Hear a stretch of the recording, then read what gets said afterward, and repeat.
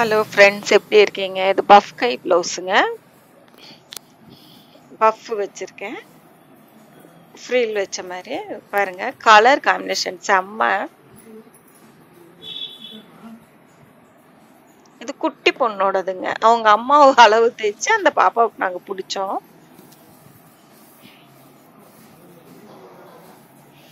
ரொம்ப நல்லா இருந்துச்சு. ப்ளவுஸு கலரு கிளாத் நல்லா இல்லை, ஆனால் டிசைன் ரொம்ப நல்லா இருந்தது. பட்டு சேரீல தோத்துரும் அந்த அளவுக்கு இருந்துச்சு. ரொம்ப நல்லா இருந்துச்சு. சிம்பிளா அழகா இருந்துச்சுங்க. சாரி பாருங்க எவ்வளோ அழகா இருக்கு.